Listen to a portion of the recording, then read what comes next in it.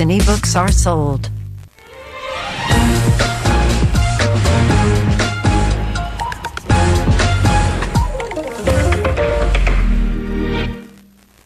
Stephen C. Smith, welcome back. We are here celebrating the publication of your book, Hitchcock and Herman, The Friendship and Film Scores That Changed Cinema. And as we just showed Psycho and agreed that it is probably the most influential film score of all time. Now we're going to show a movie from the mid-50s that to me is like one of the, I'm not going to say forgotten Hitchcock film, but an overlooked Hitchcock film. The Man Who Knew Too Much, with Jimmy Stewart and Doris Day, which I think is a terrific movie. But why do you think it isn't as well known as the other films? Well, it's interesting. This film is a remake of a movie that Hitchcock had made in Britain in 1934, and Hitchcock, I think, unfairly dismissed that movie as the work of a talented amateur.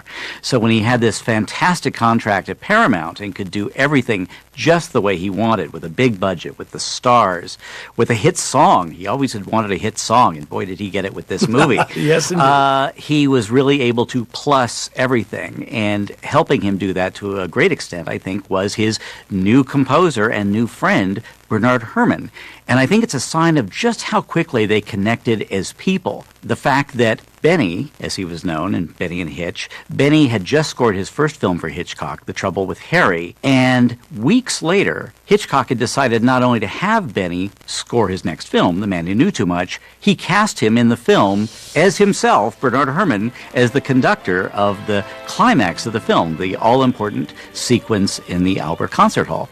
It's interesting, he and Hitchcock decided to not have Benny write a new piece of music for the Albert Hall sequence. Herman could have stamped his foot down and probably gotten his way to write it.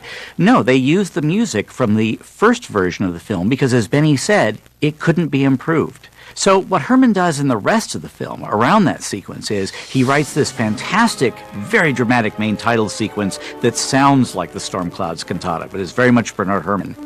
And then he sort of lies in wait for as much as possible throughout the film. There are some terrific Herrmann suspense cues, but they are short, they're quiet usually, they're written for a small ensemble, and he knew that if the music was sparse, that when it came in for the Albert Hall sequence, it would be a knockout. Do you think, because of how quickly they formed this friendship, that it had a bearing on Hitchcock's decision to make this film? Because music plays an important part in this film, not just the Albert Hall sequence, but because Doris Day is in the film, and one of Hitchcock's most unique suspense sequences is based around Doris Day singing what would become the, famous song, Que Sera, Sera. Que sera, sera. Is there some validity to that? Well, I wish I could say that Bernard Herrmann was one of the reasons that Hitchcock chose to make this film when he did. It was already in the works, but I think that it really gave Hitchcock enormous confidence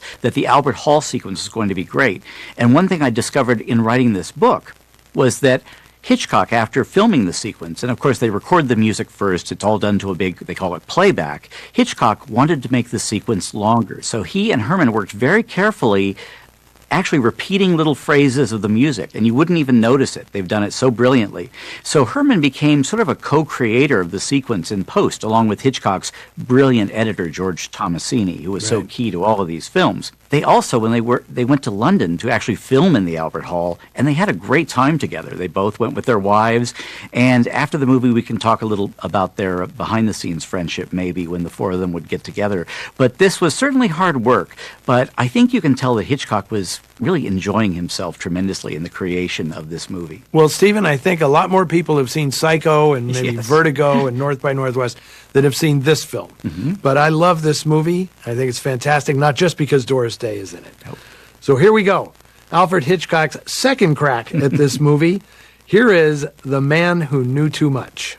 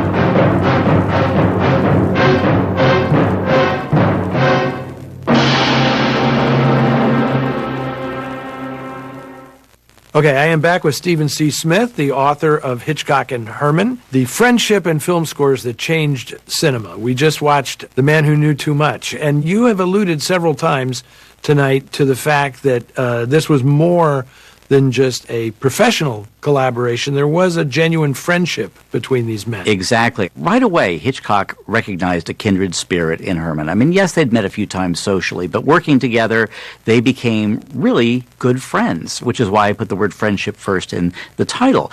And there are wonderful stories that Hitch and his wife Alma would have Benny and his wife Lucy Anderson come over to Hitch's home in Bel Air, and Alma would cook these wonderful meals, and as was always the tradition, no matter who was the guest, supposedly, Hitch and Benny would wash the dishes after the meal as their tribute to Alma. So I love this image. I don't know if they put on aprons, but I love the image of Alfred Hitchcock and Bernard Herrmann, washing dishes, talking, sharing stories.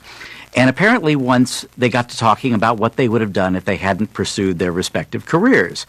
And, I'm sure Benny probably said, Hitch, what would you have done if you hadn't been a director? And Benny said, Herman was a huge Anglophile. He spent his last years in Britain. And he said, if I hadn't been a composer, I would have loved to run a pub. I'd love a great English pub. I'd even like fog outside of it. What would you have done? And supposedly Hitch took a napkin and put it on his head and said, a hanging judge. So whether that's true or not, I think it captures the spirit of this wonderfully intimate relationship. I saw one note to Benny and Lucy signed Love Hitch, a few months into their collaboration. So I've written about Bernard Herrmann for 40 years. When I was in college, I started writing a biography of him that was published some years ago. But I realized there was so much more to this particular story of these two men. And I think that there's really no relationship in the history of movies where a director and composer had such a dramatic turn that their own story could have been a movie. Interesting. I mean, we're steadily moving towards the bad part the breakup, of this yes. story, the breakup. But I wanted to ask, why do you think that The Man Who Knew Too Much is not as well known as the other Hitchcock? Just because the other ones are so great, they just naturally overshadow it, or what's the deal? Well, it's interesting. At the time, this was one of Hitchcock's best-known movies. As to why it's not as well-known today, perhaps it's not as dark a film as the other ones. It's a little more optimistic, but I think it's a very personal film for both men because it's about music, and I think Hitchcock really had a great love of family, and I think one of his deepest fears was something happening to his family. It's a great example of Hitchcock making something that was both personal and meaningful to him and also a huge commercial success. Well, I was hoping you weren't going to say it's because of Doris Day, right? Because she doesn't really fit the mold of the Hitchcock Ice Queen. She's not Grace Kelly or Eva Marie Saint. She looks great in those Edith Head clothes, though. She certainly does. And her acting in the Albert Hall sequence, I think that's one reason that Hitchcock extended the Albert Hall sequence after it had been shot, after the music had been recorded. I can't prove this, but I bet he looked at those incredible shots of Doris Day emoting, which I have to say I think were filmed at Paramount and brilliantly incorporated. But he saw those shots and he was opening up the sequence more and more. So I think she's terrific in the movie. Yeah, she's absolutely great, as she always is. Yes. But my understanding is that she didn't understand that she was giving Hitchcock what he wanted. That's right. For a lot of the movie, Hitchcock didn't say really anything to her after a take, and that began to worry her. And finally, she said to him, Mr. Hitchcock, what am I doing wrong? You don't say anything about my performance. And he said, it's because I like you so much. You're doing everything perfectly. And she said, oh, thank God. I've been so afraid of you. You're never afraid.